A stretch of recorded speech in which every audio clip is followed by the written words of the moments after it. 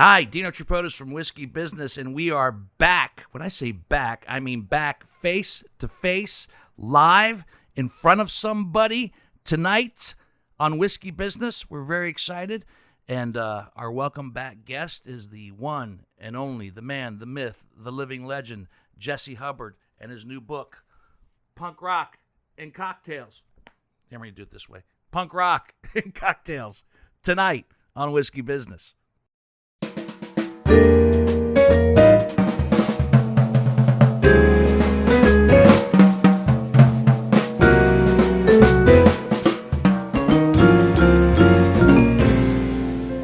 Hey everybody, Dino Delight. Welcome to Whiskey Business, the podcast not so much about whiskey as it is one with whiskey.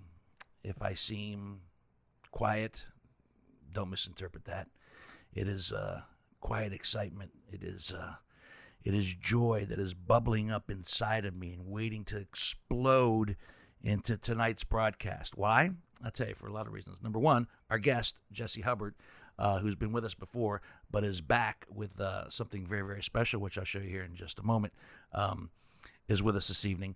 That's one reason. The second reason is because Jesse Hubbard is literally right across from me, something that we've not done in our Whiskey Business studio, I think, in over a year. I'm a big fan of the Rat Pack, and tonight I'm affectionately calling us the Vax Pack because everybody is safe and secure and vaccinated. And while we know that does not make us superheroes or immune to whatever is still out there and wreaking its fair share of havoc, well, we still feel a little bit better that we can actually get together and talk face to face. I can see you.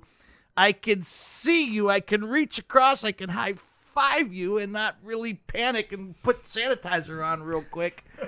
He'll high-five you, but he wouldn't touch me a second ago. No, I'm not touching you, Hansberry. Right. Okay. I don't touch you for other reasons. They're not even COVID-related. It's just a hard, fast rule.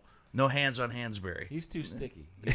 Sticky's a good word, Whitney. Sticky's a good word. Sticky's a good word. Sticky. On it, but that's What's going on? No fair. But yeah, we're back in here, and it feels odd. Like this little blanket that we put down here for sound purposes.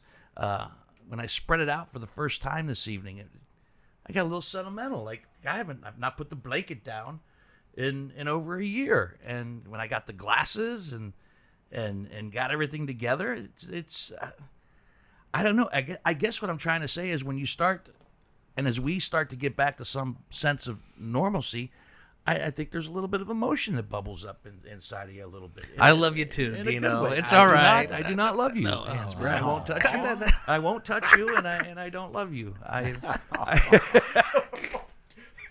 He knows. What's the standard rule? The rule is you got to be afraid when I don't talk to you. When I don't, when Dino gives me the silent bust your balls, the treatment, day I then bust I'm your balls, fucked. or the day that I'm very, very nice to you.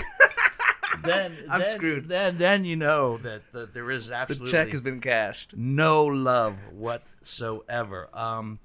Tonight we're going to be talking with Jesse Hubbard. We're going to be talking about his new book, Punk Rock and Cocktails, which is 20 original cocktails based on 20, and I'm sure he had to scale down the list in the big time, 20 of Jesse's favorite punk rock bands and cocktails that are attached to each of these bands. We'll find out more about that. So I was debating what would be the whiskey tonight, because as you know on Whiskey Business, the one thing that we do make sure is that we've had a different bottle of whiskey on every podcast, and I believe this is bottle 161 before it's all said and done.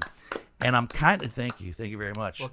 And I'm kind of jumping the gun on this one because this is Blue Note Juke joint whiskey from Memphis, Tennessee, and it's really not supposed to be on the podcast yet. And I contacted them because we're going to have them on in May to talk about this particular whiskey and their rye, their Riverset rye. So the folks from Blue Note, B&R Distillers, are going to be on in May, joining us remotely because they'll be in Memphis, Tennessee. But since this is a kind of a music, liquor-related podcast, the Blue Note was just kind of screaming at me. It's perfect. And funnily enough, the very first band that I feature in the book is from Memphis. Is it really? Yeah. Lucero, Okay. from Well, there you go. Memphis. Serendipity. It is. Serendipity. Am I using that word correctly? I think so. Serendipity. Yeah, we is, wouldn't know. is that properly? No, Is that proper? What a quickie dink. So we'll get to some of the Blue Note here in a little bit. It's got. I sampled some of this when I was down in Florida, and I was like, "This is so good." And I looked at the distiller and I'm like, "Why does this sound so familiar to me?" And I go, "Oh, wait, these are the people that want to be on the podcast." So So then you returned their email. I did. I just go, "This stuff is awesome." And our guest bottle tonight, though I'm kind of jumping the gun a little bit, is Blue Note Juke Joint Whiskey from Memphis, Tennessee. I say jumping the gun because the folks that make this at B&R Distillers are going to be on the podcast in May. And I gave them the heads up that we were going to kind of debut this one a bit early. They make this in Riverset Rye, only because it just made sense, because we're talking liquor, we're talking music, punk rock, and cocktails. So it just seemed like Blue Note Juke Joint Whiskey would be the way to go, right? I mean, it all kind of melts together. And I don't know if you knew this, but the very first band that I feature in the book, a band called Lucero, they're from Memphis. And that's one of your favorite cocktails in the book, meant to too, I be. think, It right? is one of my favorite cocktails. Yeah, that I so put in the book, yeah, so there you go. It's perfect. A little bit of serendipity, as they say, if I'm using the word correctly. Before we get to Jesse Hubbard, I'm just giddy about actually being back here doing this live like this. Serendipity. I don't even know what that was. A little serendipity. He did like this little finger A twirl thing. little W.C. Fields. A little serendipity. A little before we get to Jesse and the book, Hans Perry with the business. Well, you got to go to YouTube right now to Whiskey Business with Dino Tripodis to see his little finger twirl. A little serendipity. You can watch all the videos of our podcast there. Instagram, Facebook, whiskeybusinesspod.com is where you can find everything Whiskey Business, including some of the short films and the writings that Dino's been doing.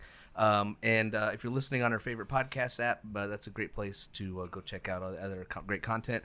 But you can find us if you are on your favorite podcasting app, Apple, Spotify, iHeart, HBO Max, all the essential podcasting apps. All the essential podcasting apps, but No, not HBO no, Max. no. He always throws in one that's a big lie. Regardless, like and subscribe and share with your friends. The podcast scene is I- really. I would love grassroots. when Whiskey Business the movie gets made, and then On we HBO debut Max. on HBO Who would Max. star in Then that one? that'll star be in it. that one? That'll Would be that us. be you? That'll be us. The Us. Zack Snyder. Oh no, us. No, I already got it sketched out in my head. It's a podcast that turns into some sort of caper. Oh yeah, that sounds awesome. Right, and Emilio that's Estevez a will play me. caper because you wanted to do a caper movie. You've always wanted to do a caper heist movie, and we've discussed that. And I figured let's try to include the podcast. So we start off trying to do a podcast, and we end up getting involved in this. That's a great idea. This crazy. And you said Emilio Estevez yeah, would play you? Emilio will and play you would me. still be the Uber You'd driver. still be the Uber driver. Yeah, they'll drive everybody around. Yeah. You didn't have a mystery machine. You just had to. And that's out of everybody that's in Hollywood, Yeah. currently. Yeah, Emilio. You go with Emilio Estevez. Well, I'm right now. Me and the kids are That's watching. the best you could do? We're doing the new Mighty Ducks reboot. I understand that. So I feel like that's accurate. he's Is like, it or David Spade, David Spade. Jesse's mom. who I met Jesse's mom once, and she saw us on the podcast, and she was like, "You look like David Spade." I get no David Well, your Spade. personality. It's your David Spade personality. off of you. I've taken it as a whatsoever. compliment. Thank you, Mrs. Hubbard. Who would play Whitney? She's gonna see this. The Too. ex-basketball player for the 76ers, Bobby Jones, of course. Of course. Who didn't come up with that right off the top of their head?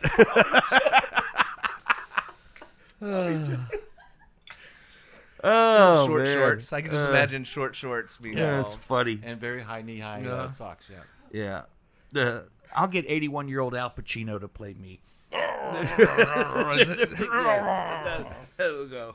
We'll get Jesse Pacino. and you. Oh, Jesse, who would Am play I- you? am I in this? Who You're in would the play movie, you that's now? it. If we're doing dream casting, Yeah, Dreamcasting. who would play you in a so movie? I do. I mean, what's that? your wife is here. Maybe I should ask her. Yeah, ask her. That's a better idea. So, who does he remind you of? You want him to answer? Okay. Give us yours. I would probably go with have to be somebody close to my age. I would say like a Jeremy Renner. I think. Okay. That's I that's could accurate. see it. I could see it. It's Yeah, accurate. it's accurate. Yeah. He's like one of the Avengers, but he's not one of the main Avengers. So Right. like that. It's like you guys are the Avengers, but like I'm like the Hawkeye to you guys as Iron It's Man. respectable. And whatnot. It can happen. I know a guy who knows Jeremy Renner. Really? We can make that I happen. like Jeremy Renner. Yeah, I like Jeremy Renner. I like your choice. What I don't care for is your obvious lack of self-esteem when it comes to the superhero world.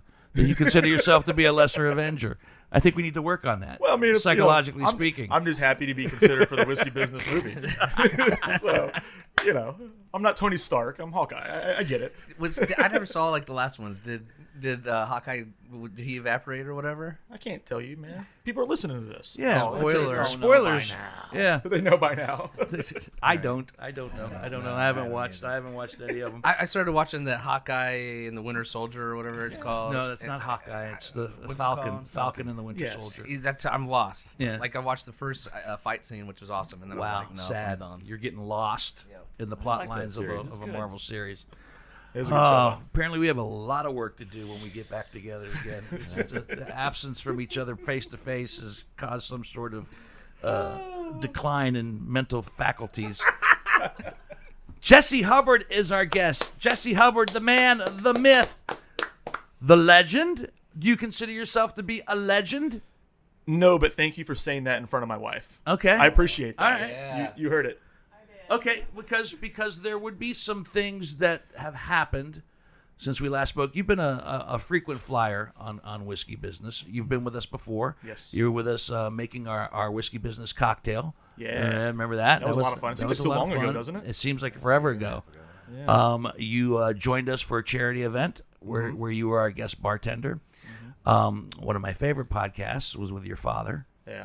That was special. That was very special when you were here with Dan Skinner and your father, and the discussion was prostate cancer.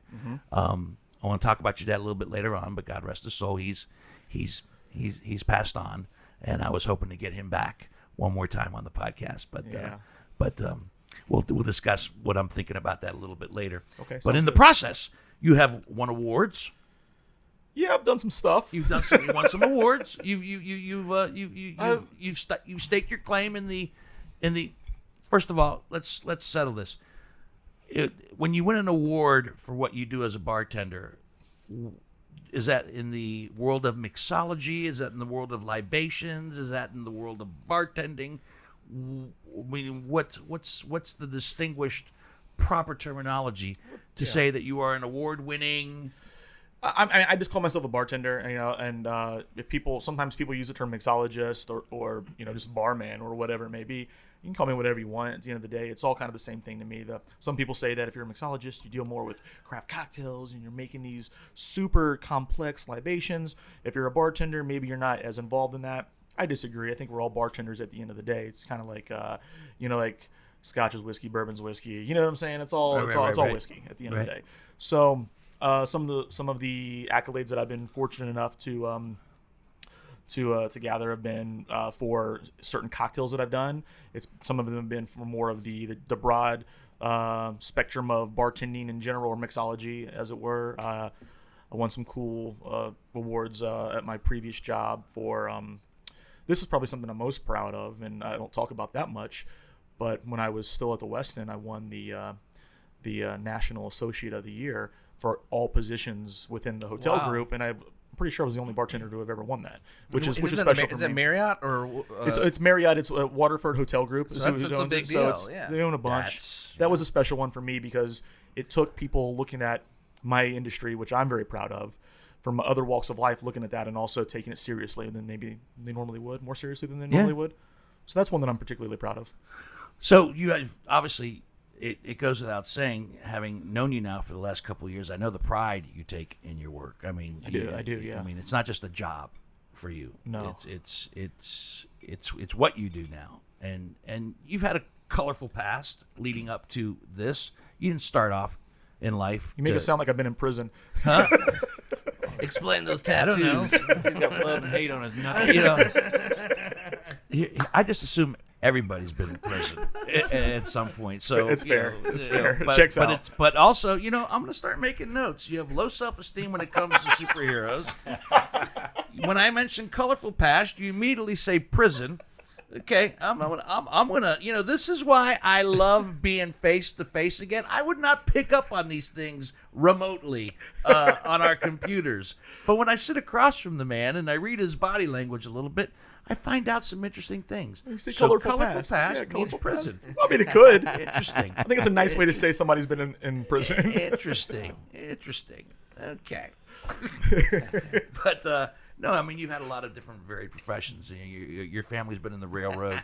We're railroad people for years. And Yeah. you were actually a conductor yourself for the I railroad was. at one point, which I think is cool. Just cool and fascinating in its own way. A lot of people enjoy hearing about that, I think. Yeah. Because trains they're just fun. Everybody loves trains. And that, my great grandfather, my grandfather, my dad, and my brother is currently a railroad engineer. And I just worked for a year. Back when I was younger, I asked my dad if he'd get me a job on the railroad just to make a little bit of extra money while I was basically trying to figure out my next move. And he got me on as a conductor for freight trains. So it wasn't necessarily the all aboard dealing with tickets. It was dealing with flammable and explosive train cars. And I'm, this knucklehead young me. I'm there trying to they call it coupling it together, essentially like that with the the cars, and then you have to put up the brakes on, and you have to undo it, and there's air hoses and all these different components that go into it. Wow. Yeah, but your train would be the one that terrorists would actually I was swoop thinking down. the Breaking Bad episode where- Your train would be the one that terrorists Yeah. would actually land on and try to Yeah. and try to steal and take away, and But because then of all the he'd be explosives. like Ernest Borgnine, though. He would be kicking ass. No, he'd be like be Jeremy like Renner. Ernest Borgnine. He'd be like Jeremy Renner. He'd On be, top of he'd- the, he'd- the yeah. train running. He'd be Hawkeye in that shit and taking care of bad guys. And that's how I ended up in prison, though. Wrongfully accused. Who's making notes? Who's making notes got for the movie? It's No ticket. So and on the podcast we had you on before, which I will always encourage people to go to the archives if you want to see Jesse's first appearance on Whiskey Business. Do that. WhiskeyBusinessPod.com. WhiskeyBusinessPod.com, and also check out the one to hear more about a little bit more about the railroad as well, which is why I wanted to catch your dad second time around. Yeah. We'll talk more about that, but then you'll find out how Jesse became a bartender. I mean, it just kind of happened. Where, in Louisville? No, it happened in New Jersey. New Actually. Jersey it started. Is that where it started? That's where when I was still in school, I bartended a little bit, but it was really beer tending, pouring some beers, pouring some shots. Nothing of any real, complicated skill.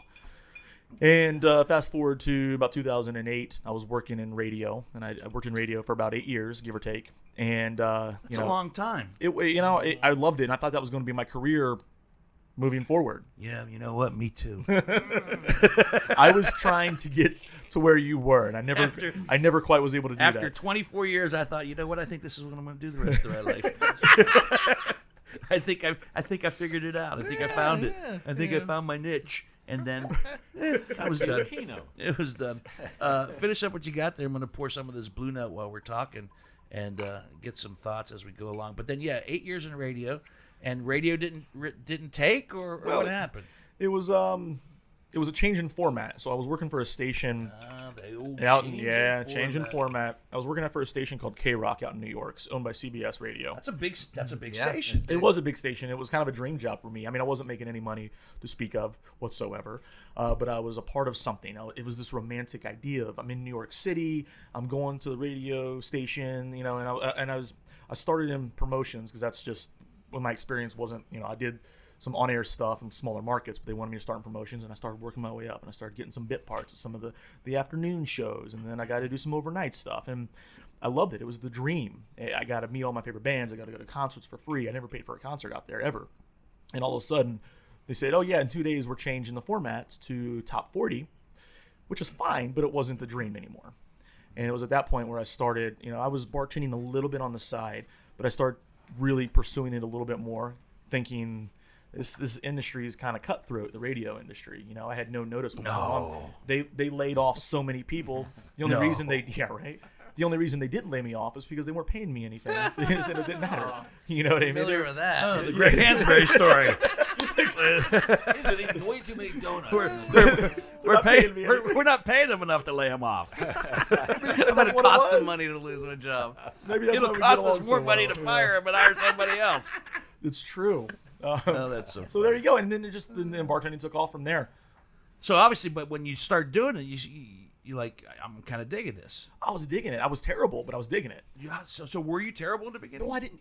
I didn't know how to make anything. I remember the first time. So how do you become a bartender if you don't know how to make anything? That was a great Who question. hires you as a bartender That was- when you can't make Well, shit? they hired me as a server to begin with. Okay. And then they started giving me bartending shifts.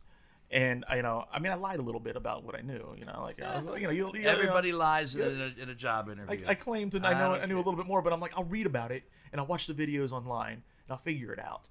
That first shift that I did, I'll never forget it. The drinks were coming out the wrong colors. Right. Everything was muddy looking. It was just not good. And they said, I thought you knew how to do this. I was like, well, okay, I'm having come to Jesus talk here. Maybe I fibbed a little bit. But then I got really serious about bugging the bartenders and learning the trade. And I eventually got, I got better. You got better. I was actually I was a bartender for one summer when I was 18 Oh, yeah? in West Virginia. I attended a bar at a place called the Office Lounge. I got a summer job there attending bar, and I didn't know shit about it either. Yeah. But I would actually say, I knew how to make a certain amount of drinks, and somebody would say, let me have a rusty nail. I'm like, I don't know how to make that. Well, let me have a Tom Collins. I don't know how to make that. How about a 7-7? You like those? I can make that. You want a vodka and something? I can make that. And then someone wanted a pina colada. And I messed it up, and I go, she goes like, this isn't my pina colada, but this is delicious. What did you? And I messed it up. And I just ran with it. I go, that is not a pina colada. That is a variation on the pina colada. That is something I call the Dino Delight. And she's like, do you like it? She goes, I love it. I go, well, enjoy. And then I went back and looked at all the shit that I put in it in case you wanted another one. You're like, how do I make another one? how do I make another Dino Delight? They call it a Dino Delight. It's but that was not my. That was not going to be my. Actually, that reminds me. It's not nearly as delightful. But I remember I was waiting tables one summer, and they wanted a bottle of wine, and I'm like, oh, sure, but like I've never done like the sommelier like pour the bottle of wine. Like, Right. would you like to taste it? I've never done any of that shit before. So I do it, and I'm trying to figure out how to open the damn thing, and I pop it off, but like the foil around it made this cool like spiral thing. And they thought that I did it on purpose. And the same thing, they're like, whoa, wow, very cool. And then they ordered another bottle, and I was like, oh, fuck. So I made some other dude go deliver it because I didn't know how to do the spiral thing anymore. You're like, oh, Mr. Hensbury is busy with another guest. Yeah, right now. he's spiraling. He's spiraling. Yes. He's The spiral's extra. Yeah. yeah. No, I think Is serving. he a half of his sommelier? bullshit. No, he is our finest spiralist that we have.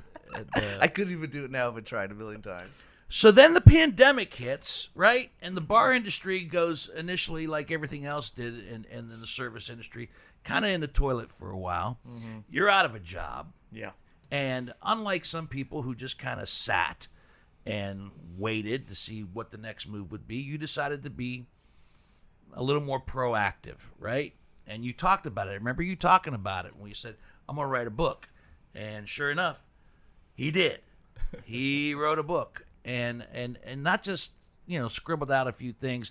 A lot of time and effort went into this. There's some beautiful photos in this book that I found out that you took. I did, yeah. You took the photos? Yeah. Some of these photos in here are just, look at this. Is this you? Is this your picture? It is, yeah. Look at this. Look at this. Nice. All right? Come on. Just want to lick that page. Right? Oh, maybe that'll be for the next Scratch one. and Just sniff. Scratch and sniff, scratch and taste. The schnozberries taste like schnozberries. So you decided to write a book called Punk Rock and Cocktails, 20 influential albums, 20 inspired cocktails. So tell us about this book, because I have a lot of questions. Tell us about the initial idea for it and what motivated you to where it is right now in completion. Yeah, so it was one of those things where, people in my life, certain friends and family members have been encouraging me for quite some time to write a book, and they're saying, you're good at what you do, and you should write a book. And I'm thinking to myself, oh, that's really sweet of you to say, Well, who's going to care about my book? Why, you care because, you're my aunt or my uncle, or Christina, my wife cares because, she wants to support me. But that's nice that you have family because, I wrote a book and my family didn't blink an eye. They didn't care. Yeah. They haven't even opened it. You gave it to them as gifts. Sorry to pour salt in that wound, So, all right, let me start a separate list. I got your issues over here. I'm going to put my issues down over here. Go on now. You're saying, why should I write a book? Who would read my book? So who would read my book? Why would anybody care? And I got to thinking about it. And, the idea was always kind of there to combine my interests. When I really started thinking about what the topic, what the niche, so to speak, should be. One of the oldest lessons in writing is write what you know. Yep, there you go. There you go. And I'm not a writer. I don't know how to write. So what do? I just start writing, typing out stories about some of these bands that I've seen and some fun experiences that I've had at these albums and why they matter to me. And I started coming up with some cocktails. I had one or two of the cocktails already in the bag because that's something that was kind of fun for me to do, is to create a cocktail based on an album or a band that I like. And it just took off from there. And next thing you know, I've got like more than enough bands. So I did dwindle it down to 20 because you took it down to 20. I took it down to 20 because how many did you have initially? I had 30 and just shy of 30. My goal was to do 30, I should say, but I had just shy of 30 I bands. think 20 is a great number. I was seeking some advice from some people, and I didn't make it too public that I was writing this book. You're one of the few people that I did talk to about and that you really encouraged me to do it. And 20 was kind of the sweet spot, it seemed like, because the focus would be, I wanted it to be on the cocktails as well as the albums. And so that way, it's not overwhelming, and I've got more for a volume 2 when I want to start. I've started working on volume 2 a little bit. So volume 2 is already in the works. It's in the early stages of reaching out to a lot of the bands and kind of formulating some of the stories. Interesting. You say reaching out to the bands. Well, this is something I found out recently, that you actually reached out to each and every band in this book for the most part. I did. No, I reached out to every band in the book, and I also reached out to the spirits. The spirit companies themselves. Some of the names that you see in there, you'll see Woodford, you'll see Jack Daniels, you'll see Bacardi, things like that. So I reached out to them to get their okay as well. You don't necessarily have to do that, but I know a lot of people in this industry, and I wanted to let them know that A, I was including them, and B, make sure that it was okay, and C, how do you want to be included? Is it okay if I infuse something in your product? Kind of brilliant though, even if it's accidental brilliance, that you contact these bands and say, hey, can I use you in my book? They go, oh, a book? They go, what? It is, that puts the book on their radar. Accidentally brilliant that you contact the spirit companies and say, I'm putting you in a book. Oh, a book. I mean, it gets on their radar, so now their interest has to be piqued a little bit to a point where they go, well, what's the book about? And maybe eventually, where can I find it? And I mention that because the book was recently selected as a spring favorite on liquor.com. Sweet. That was awesome. That's great. Yes. Liquor.com, I don't know how long that website has been in existence, but it's kind of a go-to site for all things liquor and libations, accessories, etc. I mean, no, seriously, it's a great site. It's a huge resource for bartenders. And to have your book picked as a spring favorite, in the mix of a bunch of other great cocktail books. The geniuses bought that domain. Some like liquor.com computer geek right. 30 years ago. Right. Who about this? Liquor.com. Liquor.com. But also to jump off of that, you said that even some of the bands had like posted on their social media. So you're getting some feedback and purchases from people that out of the state that you never even heard of, but just heard from your. So I'll ask you again, when I mentioned the man, the myth, the legend, was this intentional or accidental brilliance? Anything that I've ever done that's brilliant has been by accident. So I assure you. No, but that's been huge for me. The band Dino Delight. Dino Delight. That's not a pina colada. That's a Dino Delight. I thought it was supposed to be the entire time. I love it. But the band's posting about it on their social media and sharing it with their fan base has been huge for me. That has been such a key for me in my book sales, because I've had sales all over the world, and my publisher is like, "What are you doing that people are ordering this in the UK or all across the country or in Canada or New Zealand?" And So it's the bands that have embraced it, which is awesome. But and like I said, that's That was my huge. hope. That was my hope. Well, so you did kind of have an idea that might be the case if it Yeah. goes on the radio. This guy wrote a book and he based a drink on our band, which is a compliment in itself, right? Yeah, I was hoping that's how they would take it, and they did. A lot of them did. And when I started getting that feedback from the band or the management company or certain members of the band, how excited they were about this idea, and I'm thinking, all right, there's something here. Sure. And so, Were there any bands that didn't like their cocktail? I haven't heard back. I've gotten feedback from some of the bands that they love the cocktail. Love the cocktail? And It's not very punk rock, by the way. yeah, I know. You love your cocktail. Love your cocktail, man. Yeah. Yeah, I've heard nothing but positive feedback from everybody. The ones that reached out. I imagine if somebody in there didn't like it, they would probably just say, "Screw that guy." Oh, Just, keep it to themselves. Yeah, keep it to themselves and not share anything. Not share anything on Yeah, social. yeah. Why bring up something bad? Right. How'd you pick the bands? It was. And why punk rock? I grew up into punk rock. That was like one of my. When I was a teenager, and I thought I was cool and tough, and I was listening to punk rock and just stuck. So you're still listening to punk rock? I'm still listening to punk rock. It's You rebellious. still think you're cool and tough? I think I used to be cool. He was in prison. I used to be tough. Well, and not to steal your answer, but we're about the same age, and when You we were, are? yeah, Seriously? yeah, we are. You're how old are you? You're rounding up and you're rounding me down. I yeah, like it. yeah, we're about the same age. Close Okay. enough. We're close. All But right. we grew up in the same Yeah. general years. Why does he seem so much more like a grown up than you? Please, because I've worked with you my whole career. What do you think? look at my mentor right here. Good point. Good point. Well spoken. Well done. Well done. Well played, sir. Well played. I have no comeback for that. That's amazing. No, long story short, think of the bands in the the 90s and the 2000s. It was the boy band scene. We grew up during this shitty time period of music, pop music. You had to go find the good stuff. So I got Right. into classic rock, and you got into punk rock. I think if you were into music, you found other outlets because the top 40 shit wasn't cutting it. Gotcha. Yeah, that's well said. The reason I chose these particular bands, I could have chosen, 100 bands for this, but I literally, if you go through the chapter one at a time, that is the order that the bands got back to me and said, go for it. Wow. We're Okay. cool. And I so wanted that is the order? That is That's the order, awesome. and I wanted it to be, with the ones I included, of course, I wanted it to be kind of this journey of my experience of reaching out to them as well. As I heard back and got the okay, I started writing these stories, and then you go through it as you're reading it, and you're gonna read these stories that I wrote.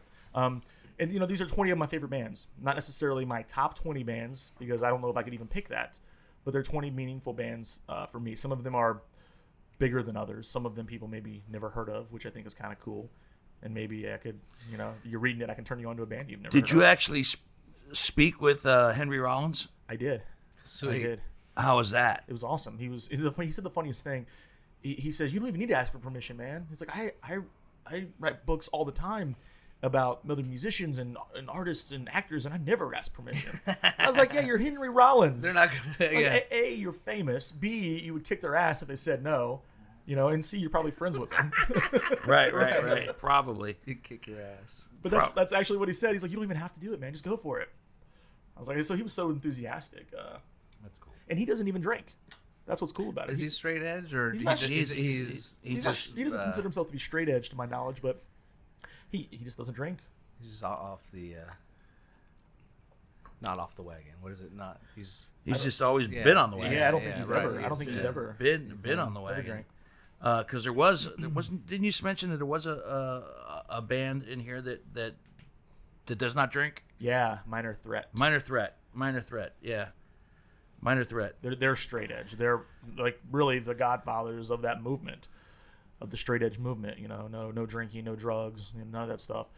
But they were on board with me doing a cocktail. You and I talked about that a little bit already. But I said I was going to try to honor the band by doing something low proof or zero proof, and they were cool with it. So Pink Lady it is, right? Yeah, right. And what's the name of that one? Friends with the Band? Is Yeah, that? friends. Yeah, like a lot of people are getting a kick out of it. They're like, "Oh, what's that cocktail? Cranberry juice or what is it? A Diet Coke?" You know. No, man. That It's would have just been like that would have been funny to do, but I wanted it's a actual little real rye. You got a cocktails. touch of Echo Spirits Rye from our own Echo Spirits right here in Columbus, Ohio. Yeah, they're buds. I wanted to. Yeah. I wanted to I A wanted little to bit of vermouth. give the love.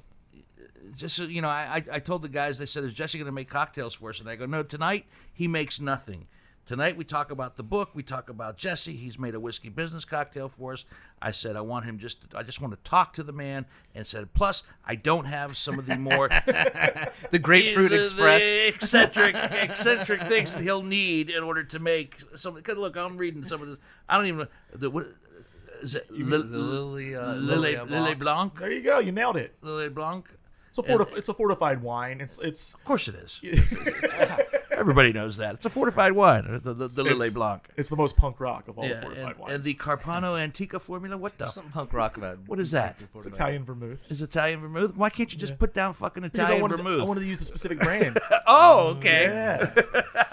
Cha-ching, cha-ching. Okay, very nice. Yeah. So, obviously, punk rock, not my strong suit. I recognize some of these bands in here, but I'd probably say not a lot of them. And that's no knock on me. That's just wherever your sense of music learned a lot might about be. some of these. It's been fun You know. listening to some of these You know, bars. I go more rock. I go more R&B and soul and 70s and that type of thing.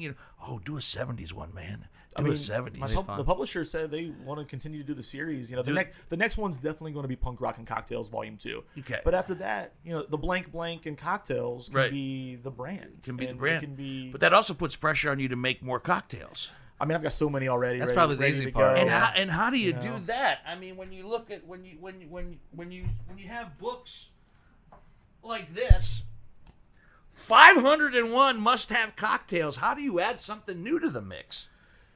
Ultimately, everything is based on something that already exists. Right? You can say you can narrow it down to like 5 or 6 cocktails, and everything is a variation of those 5 or 6. Variation on the theme, as they say. Yeah. So, I mean, it's hard to be truly original. You just have to, try your best to do something that you're proud of and that inspires you. Right. That you aren't aware of it existing already, but everything is a. That's what they say that on every art form. Everything is derived But from something. I think what's cool about this, I mean, the cocktails, obviously, you put time and energy, and the pictures of the drinks and so forth are beautiful. You put time and effort and energy into the cocktails. That's cool on its own. But the stories, how these bands affected you, what you were thinking, what you were going through, that's part of the appeal of this book as well, because a lot of people probably share a lot of those same sentiments. When they think about a band, when they think about a concert that they went to, when they think about somebody maybe that they actually met that played in one of these groups and so forth and so on, those are the kind of things that stick in your mind, and those are the kind of things that you're reminiscing about and talking about in this book. I appreciate you saying that, because that obviously is the most personal aspect of the book Right. for me. The stories only gives you a little insight. I didn't want it to be like a bio of the band. No. You know what I mean? Because that's been done before. People have done band bios, like here's a Led Zeppelin, here's a cocktail for Led Zeppelin. That kind of stuff has been done.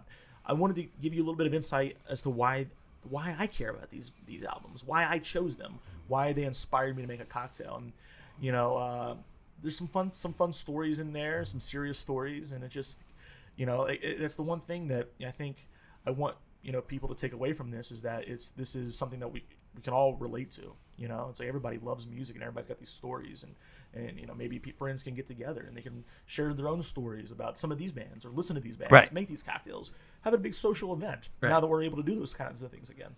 And now, also with this book out like it is, I mean, in some of these bands, people might read this book and say, well, you know what? I'm gonna look up some of these bands, and look into their catalog of music. If it harkens back to a day when you were totally into punk rock and you were living the punk rock lifestyle, In and out of prison every right? weekend. A book like this might jar some memories for people and say, "Man, I want to check this out. I never heard of this band before." But I've had so many people reach out to me that saw, the Lawrence Arms, or saw the Menzingers, or one of these other bands post about it. They reached out to me like, "Oh my God, that's an amazing idea," and they share a story with me about that they had a personal connection to the band. That's cool. And just on Instagram, or Facebook. it's been so much fun. And then the book event that we did at Echo, a lot of people were coming up, and I knew most of the people there, but there were some people that I never met before. Right. And they were coming up and sharing some stories with me about it. Like, man, that just means so much. It brings us all together ultimately. Yeah, it's good that what you do for a living ends up being the vehicle that you drive to get to where you're at. But ultimately, what I took away from this as I've gone through the book are the stories. Yeah. The cocktails. Yeah. I don't know that I'll ever take the time or the effort. We're friends. I'll tell you. I don't know if I'll take the time or have the patience. I've told you this from the get-go. I am a put ice in the glass, pour the whiskey in the glass type of guy. Sure. I can admire all day long and applaud the expertise and the finesse, but I don't know that I'm going to say, let me make the No Sleep Till Trenton cocktail. I need 1.5 ounces of coffee-infused Woodford Reserve rye. I need some Carpano Antica. And, I only have 1 dash left of Woodford Bitters. I can't do it. I can't. I need 2 dashes. Gotta shut it down. I can have immense respect for that. But then what I really dig is hearing the story and reading the story about it. Plus, I'll make the cocktails for you. Yes, ultimately, I so know. you don't have to worry about it. You will. And I also love the fact that, it's very large print. So I don't need to wear my glasses to read this. That way you have it out in the kitchen, you're making the cocktails, and It's good. you spill something on it. That is You a can good idea. still read the It's print. smart. And also, who was it? Your idea to make it look like a record album? Yeah. It was something like the publisher and I kind of came together on. That was a vision that I had to make it, either the size of a 45 or the size of a traditional LP. Square's cool. LP was way to go. And we were able to do that, and that was so it's just shy of being the size of a full record. Yeah. I keep it actually on my record shelf. Oh, do you really? Yeah, that's where Yeah. I keep it. Oh, yeah. that's so cool. And it's the only book I own. So that I got more questions. Let's take a quick little pause since this is our first get together back, and one of the things we discussed on when we said when we get back is to actually talk about the whiskey a little bit more. We've in past years we've gotten away from it a little bit. I mean, we always had to introduce the guest bottle, but we never really talk a whole lot about it. What do you think of the Blue Note, the Juke joint whiskey? What are you picking up on John, give it a as little far splash. as the nose and so forth and so on? I'll let the expert go first. Then I'll I get say a lot of vanilla in the taste. what he says. Vanilla, I get some cinnamon. You get some cinnamon. Yeah, I get the cinnamon. Mm-hmm. But it just kind of dances on your tongue a little bit, and nothing. It's not intense. No, It's super drinkable. It's very smooth. it's very smooth. This is and I tried their single barrel 126 Oh, wow. proof when I was down in Florida, How was and that? it was actually smoother than this. No kidding. This is their 93 proof, and it was actually smoother. Don't ask me how, This stuff is but really good. yeah, it is really good. And I've hipped our friends at Ohio Liquor to this particular distiller and so forth. So I believe that they're looking into possibly seeing what Blue Note might be all about. So we're kind of the first ones here in Ohio to try this one. So And you said I think it's retail reasonably. I think priced. that one's. I don't quote me on the price of that one. I know that the rye is under $30. The Riverset rye, which I am saving for the actual podcast with the folks from there. It kind of reminds me. I don't know flavor profile, but like an Old Forester, just really good, really solid. Yeah. And if it's under $40, I like this a little can- spicy. every day. It's I got a would- little. I get a little bit of the allspice there on the finish. I completely agree. I'd be curious to know how much or if how much I guess rye is in this. I was curious too. Yeah. What the mash bill would be. Because I definitely, if there's no rye in there, that's amazing to me that they're able to do that. mash bill. I got it right here. It's 7% corn, 21% rye, and 9% malted barley. I was gonna say about 21%. that. So you get the. I have no idea. I'm just looking at you nodding, right? yes, Uh-huh. 21%. Oh, that's what I was gonna say. 21. No more than 22. 22. 22% rye would have completely changed the. It actually would have. Actually, when it comes down to this stuff, I mean. I was impressed though. I was like, oh, Hensbury, yeah. No, I don't know what I'm talking about. No. I do know that the Blue Note, that's like in blues, when you hit that really sour bendy note. That's the Blue Note. Yeah. Blue Note. Yeah, Blue Notes, man. Now you're talking going back to Memphis in the 20s, man. Yeah. I like Yeah. that kind of B.B. King style guitar right there. Yeah, I mean, it does kind of emote that kind of vibe, like a southern humid evening sitting on Well, the back they're porch, very excited about you know. being on the podcast and introducing their brand to Ohio. So we're thrilled to be having them on. They'll be coming on in May sometime. I'm looking forward to that one as well. we'll be looking. Unfortunately, we have to do that one remotely because they'll be in Memphis. But Road trip. that's what I told him. I told him. I said if everything comes to fruition and your brand comes to Ohio and we need to go down there and make some barrel selections, Hey, man. we're coming. Go. Memphis We're not that far away. coming. We're coming. I'm coming too, just so you guys know. Yeah. I had a question, Dino. Go ahead, Johnny. So you're working on volume 2, correct? Yeah. What would be your dream band if they said yes? My dream band is one that it's an artist, it's an individual artist, and it's Iggy Pop.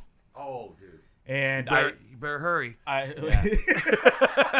His neck is getting smaller and he smaller. just turned 74. I can't believe it. I mean, I should say you better hurry. Probably not. He'll probably. He's like Keith Richards, right? Yeah, Yeah. he's drinking. He's drinking whatever Kool-Aid Keith is drinking. Yeah, he has better cardio on the stage, though. It's He jumping around. does. I've been fortunate enough to see him a couple times now, and he's you talk about a legend. He's a legend. I saw him with the Pretenders a long time ago. Oh, for real? Oh, wow. Oh, that's cool. Yeah, he was awesome. So he's somebody that I tried really, really hard to get a hold of. He was impossible to get a hold of for Volume 1. I think I have a connection for Volume 2. So it hasn't. Nice. We'll see how that pans out. The success of I would this, think yeah. that this sets the tone, and in these circles, which I'm sure Iggy Pop is familiar with a lot of these bands and what they do and so forth. I think that this would be a good calling card. Yeah. To say, the water's already been tested, dude. So come it on doesn't board. hurt. I know him and Rollins are tight. There you go. So I mean, it might be worth dropping an email to Henry Rollins.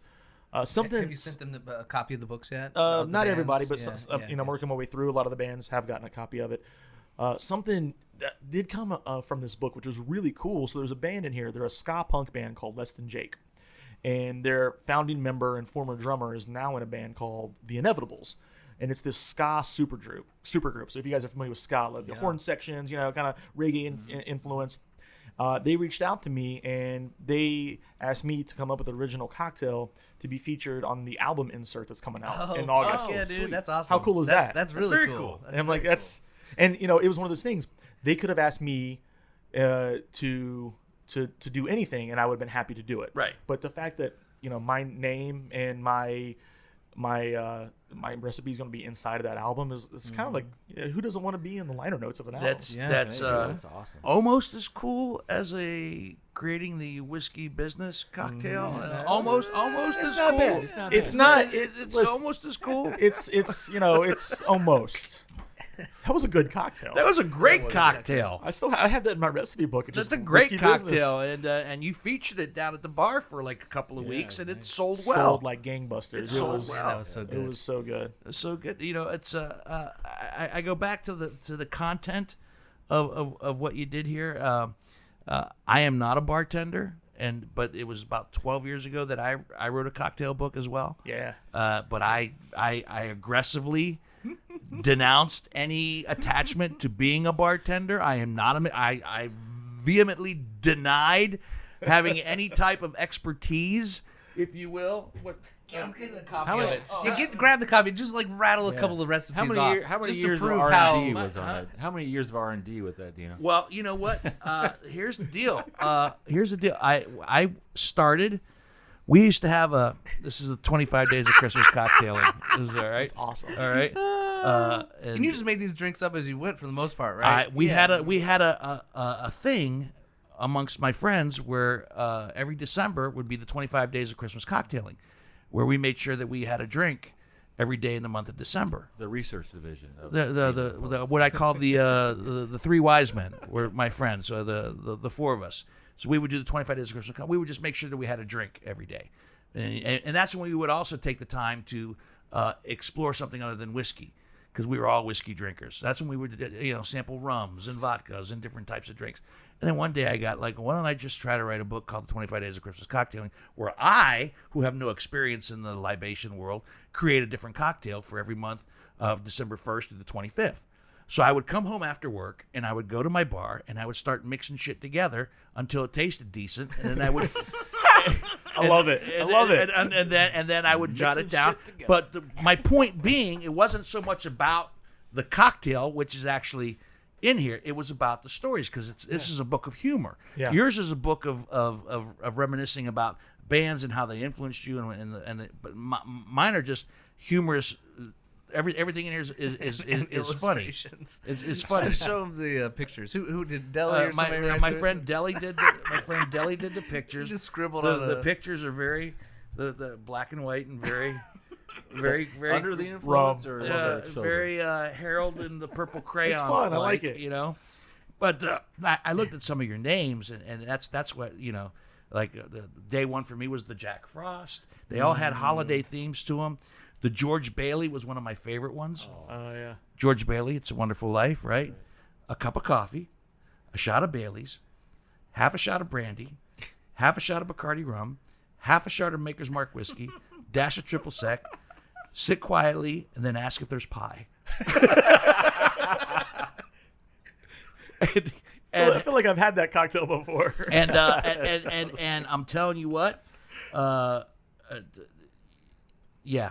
You'll drink that. You'll have 2 cups of that, and wish that you'd never been born. But it was the stories. The Christmas Drop. That one was actually. You've told me about that one. Yeah. The Christmas Drop was just that should be a regular drink. A shot of Jack Daniels, a shot of Godiva chocolate liqueur, and peppermint schnapps, all shaken together. I would drink that. You might have stumbled onto something. You there, are huh? peppermint patty. I think One your at a third time. book, we collaborate. We do it. We collaborate. We do humor and something together. I don't know, whatever the case would be. My contribution is the and. Humor and whatever you bring to the table. you bring to the table. But this thing's like 12 years old. You owe me a copy of that, by the way. You can have this one. I'll take it. It took me like 5 years to get one. You're just gonna give him one? He told me at my book event that he had one for me. He kept saying he didn't have the key to his trunk, so he couldn't Yeah, really I didn't have the key to it. Oh yeah, there's another one of the deli's great little pictures. Nice. It's one of the. Yeah, with the bottle. Sandy Yeah. And I didn't have to pay him, so that's good. That's always nice. I paid him in booze the entire year. So, Johnny asked this question. I was going to ask you a question as well. I look at the dedication for Dad. Mm-hmm. Thank you for introducing me to the wonderful world of rock and roll.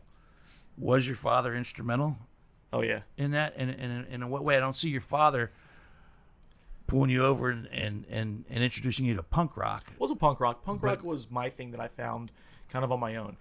What my dad introduced me to are artists that have stood the test of time and that to this day are some of my favorites. My dad introduced me to Bruce Springsteen and John Mellencamp and Tom Petty and Led Zeppelin and The Doors and the Beatles. And I remember my earliest memories of music riding around with my dad. You know, him taking me on, his runs to the hardware store or go grocery shopping or whatever it may be, and we're listening to John Mellencamp, ROCK in the USA. We're listening to Springsteen, Born in the USA. All these patriotic kind of fun rock and roll songs of the '80s. On cassette? Cassette for sure, man. And the reason I love rock and roll is because of my dad. And I got a little bit older, and I thought I was, a cool guy, like I said earlier, and I started listening to punk rock. But it all came back to Bruce. It all came back to Bruce Springsteen. And to me, he's my ultimate hero, of music, is Bruce. And me and my dad would go to so many Springsteen concerts together. The first time that my mom and dad met my wife was at a Bruce Springsteen concert. So when I thank my dad for introducing me to the wonderful world of rock and roll, that is 100% true and authentic and sincere, because he really set that foundation for good taste. When I met him and we did the podcast together, I got a little jealous. I got a little envious. Okay. And I'll tell you why. Because there was a relationship there between the two of you Sure. that I never had with my father, and you could tell that your dad was just, no matter what you chose to do in this life or in this world, it seemed like he was behind you 100% every step of the way. He was. Did he want you to maybe follow in the footsteps of the family and stay in the railroad business? Maybe. I don't know. But it didn't seem to matter. Just in the short amount of time I got to spend with him tonight, I was immediately in love with the man after one night. I mean, we had a great time. He was honest. He was poignant. He was sincere. And shit, I gave him one of my hats before he left. I gave him one of my hats. You know? We have that hat. He loved that hat. He looked good in that hat. He did. He looked He looked better sharp. in that hat than I would have ever looked in that hat. That hat was made for him. But yeah, I was, and not in a spiteful way, obviously, in a good way. Like, Sure. wow, this is No, I know what you this mean. is what a father and a son are kind of about. So it's nice that you dedicated this to him and that influence. Now, how do you think he would have felt knowing that this book was in print as we speak? Man, I wish he could have been here to see it. Yeah. It was. I was a knucklehead for most of my 20s and messed around and Who wasn't? and didn't really In and out of prison. Yeah, right, in and out of prison. But I just I never got my shit together until later in life, and I was in my 30s whenever I really started getting it together, and I was going down this path of what I'm doing in the world of bartending, and I gotta, for my dad to see me get some of these accolades and awards was special for me. For him to see me, marry the love of my life, and for us to buy a home together and settle in to this great city that we call home now was special for me. And so, to hear him say that he was proud of me is not something that I took for granted. My dad was very affectionate. It's not something he did not withhold saying that he was proud. He told me he was proud all the time. He told me he was proud of me whenever I was a knucklehead in my 20s when I was goofing off. But I knew that he meant it, and I knew that he was proud of me and that I gave him a reason to be proud. And I'm still just trying to do that. You know what I mean? I'm still trying to do that. So I just, everything I do is for, my family, and I know he's looking down on me, and I know he's proud of me. So that makes me. Oh, I have no makes me feel doubt good.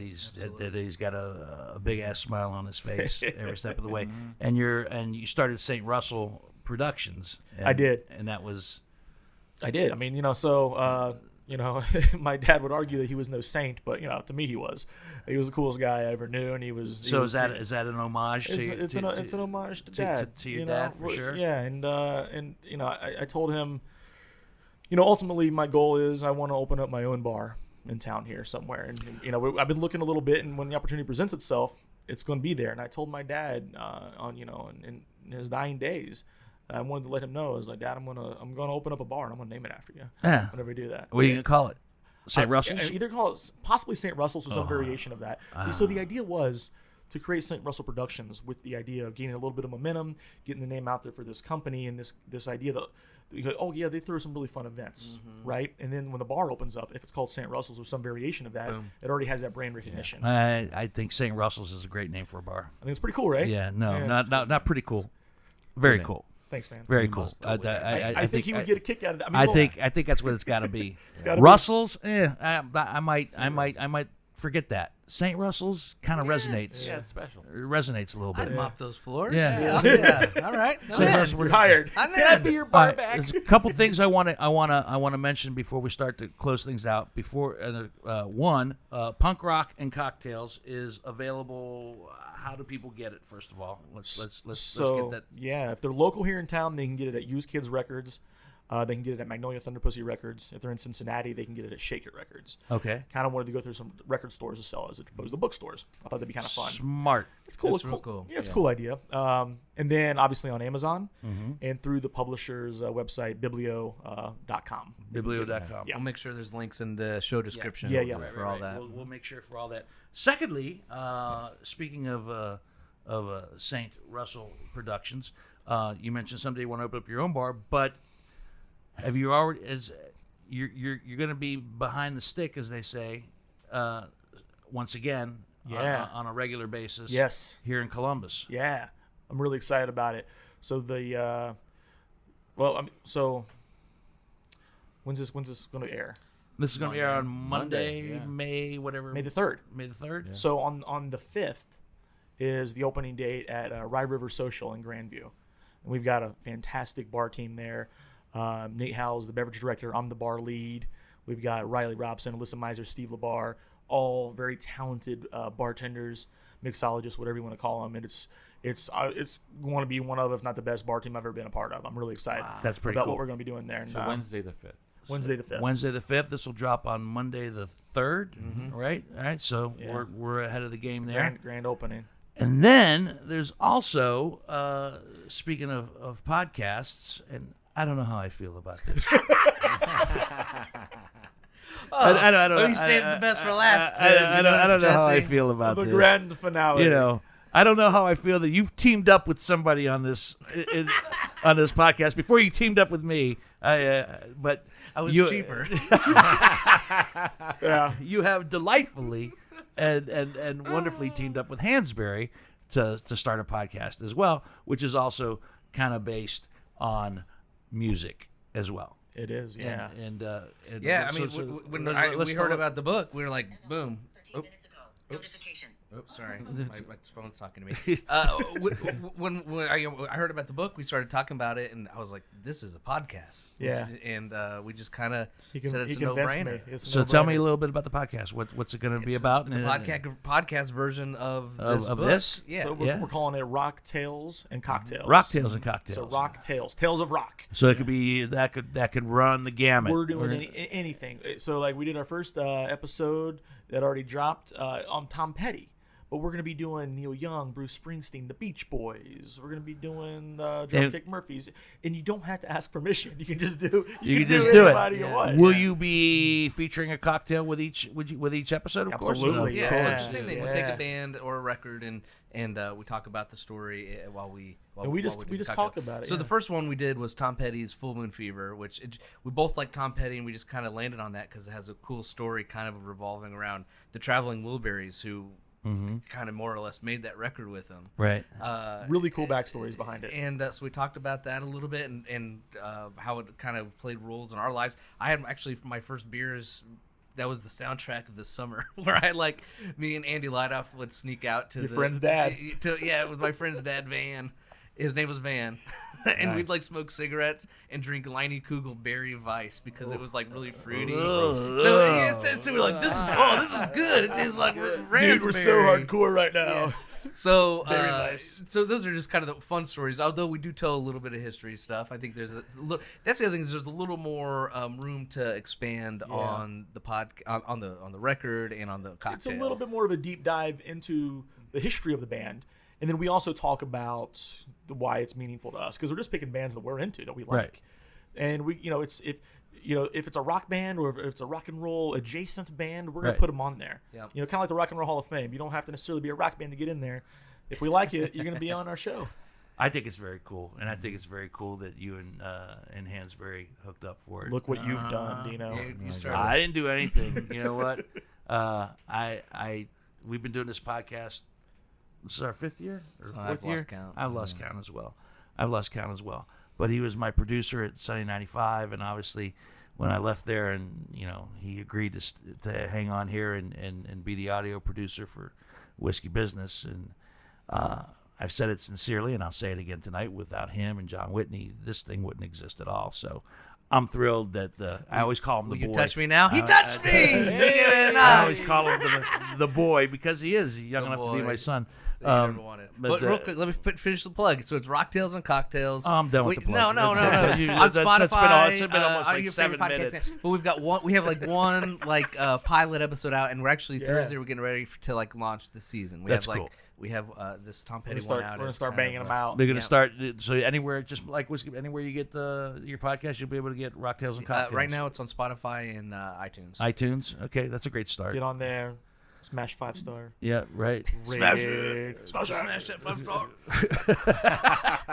You're hitching your wagon at the right time, Hansbury. This book. You got the book, that's good. Yeah. And you are actually hitching your wagon to Solid Well, Dude as well. he asked me about it, and Yeah. I said the only way I'm going to do this is if you co-host it with me, Yeah.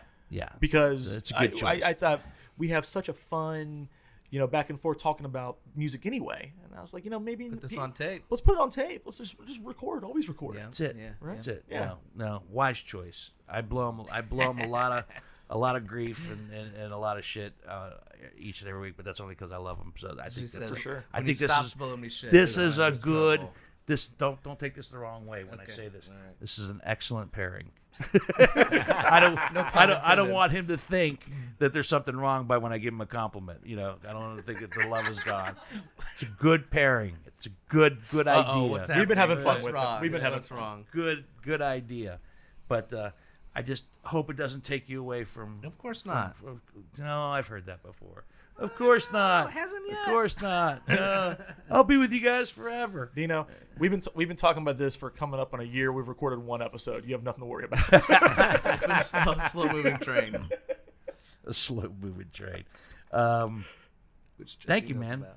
I mean, it's every time you're on, it's a blast. Thank you for being.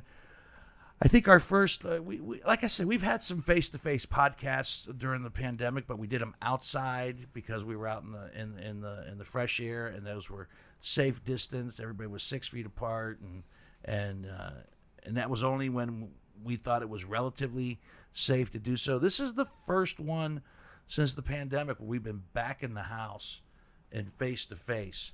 And I was telling these guys, I said, I miss that so much because doing them remotely, we had no choice. We had to adapt, as you had to adapt. Sure. You were out of a job, bartending. There were no bars; they were closed.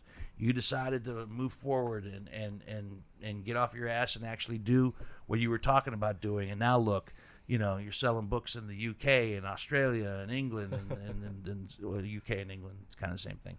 But Is it? I don't know what happened to Brexit. I don't know. There's something going on about Brexit. But my point being is, you did it, and I was saying when we come to back to face, wouldn't Jesse be a great guest to have face to face? Because I've been wanting to talk about this book for a few weeks now, but I didn't want to do it remotely. Right.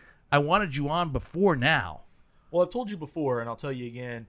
You were an inspiration for me, knowing that you had written the book. And man, I was picking your brain. I was asking you questions, and you helped motivate me as well. So I am, thank you for that. I'm honored that you wanted to have me back to talk about it. And man, this is just fun. Like you guys are friends, Yeah. And I could just sit here and do this with or without the microphones. I know. You know what I mean? This is fun. And Surprise! I'd never hit record. Do it again.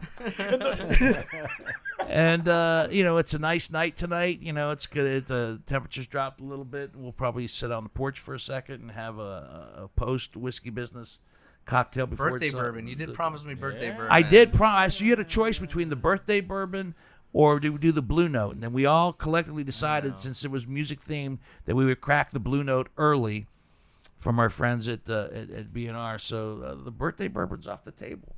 No, man. I knew that was coming. I'm leaving.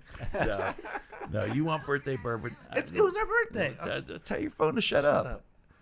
It was our birthday recently. It was our birthdays recently. Dino's and I's both. Yeah, he was I's April both. 18th. I was April 21st. Happy belated birthday. That's right. Belated birthday. How old Thank were you? you. 27. No, you weren't. How old were you? 37. Wow, you look like shit for your age. 37. 37. 37. A young 37. Young 37. 37. How old are you, Whitney? I have 55. When did you turn? 64. What? When did you turn? Oh, December 5th. Back in December, right. Happy belated birthday to you as Yeah. well. I know. Nobody celebrated a birthday in a year and a half. I know. Birthday bourbon for everyone. I got actually. Well, I'm going to cut all this except for the. No, you're not gonna- I had you're a not gonna better. cut this. Why are you going to cut this for? I have a birthday this year too, Why are you guys. gonna cut it? What are you going to cut this for? Well, I'm not gonna. You don't want to talk about your age? Talk You about my age. vain little man. What do you want to talk about? How I'm old not you talking are? about this. I'm gonna make a comment that my wife's gonna hear, and she'll be upset. Is that Why? I actually had a better birthday the first time around because it was like barely a month after COVID started, and it was still like this oh, let's sit around the card table and do a puzzle, and we'll go on a walk. It'll be so nice. And this past year, we had like 2 kids who've been in the middle of a fucking quarantine for a year. We were just like, oh, I gotta go to soccer practice, mow the lawn. I don't know why you wouldn't want your wife to hear that. I don't know why. Why would you cut that? She'll understand. Love you, babe. She'll understand. So I got a birthday. All right, okay. How old am I going to be this year? You're gonna be 30. You're gonna be 40. I'll be 40. Yeah. Oh, the big 4-0. Big 4-0. When's that? When's that coming up? July July. July what? July what? 19th. 19th. All right. We're having a party. You guys are all invited. Thank you. cancer, Thank you very right? much. Yeah. You're with my mom. My mom's July 7th. Oh, right on. She'll be 85. God bless her. That's amazing. 85 years old. Still a lovely woman. It's a Monday. I'll is. still be there. Jesse. She is. She is. Well, Wow. 40. I don't care. I'm gonna be there at your 40. house. It might be on the 37. The party's Sunday, apparently. 5. Christina, Yeah, will, you go. Christina will get a hold of you guys. All weekend. All Yeah, weekend. yeah. All Did you say weekend long Vegas? party. Woo! In Vegas? What? I'll be in Vegas. I don't need you to celebrate your birthday. Jesse, I'm having a great time for your birthday out in Vegas. I remember 40. I remember your age. Yeah. I'm not too far behind. 62. Hey, Anthony I'm Hopkins eligi- just won an Oscar at 80. I'm whatever. eligible. I'm eligible for social freaking security. Oh boy. You're just a kid compared to Iggy Pop. That's true. That's And true. Harrison Ford and Mick Jagger and all these other cool It's guys. True. It's You're true. healthy compared to Iggy Pop. and if you saw Harrison Ford on the Oscars, Harrison Ford, he looked a little. He did. He looked his age. He looked a. Was he wearing an earring? Probably. I don't know. It always, Can't believe he's doing another Indiana Jones movie. Yeah. Is that in the can already, Whitney? No, they haven't started yet. They haven't even started it I yet. don't think so. Oh, dear Is it going to Lord. be like Princess Leia and they're going to CGI? all This that? one's just going to be him teaching the entire time It's something. in the classroom. I'm not yeah, we'll see. After the aliens from last time, I'm not. You're not jumping on board. Spoiler alert. Knock the crystal Let's skull. go. It was like 13 years ago, 12 years ago. I just The want an Ant-Man old was 50s fridge so I can survive the next apocalypse. That's what I want. That's all, right? Yeah, that's all. I got one downstairs in the basement. Okay, good. You want to what? He hid it in the 50s fridge. The fridge in the beginning. Like the right opening out of the scene. gate, it The started opening off a scene. little unbelievable. Well, yeah, when you survive a nuclear bomb in the opening scene of a movie, It's pretty bad because, like, in the first one where all the Nazis' faces got melted off, and we're like, I believe that. And That's now, right. but this is like jumping the shark. That's right. We're older and wiser.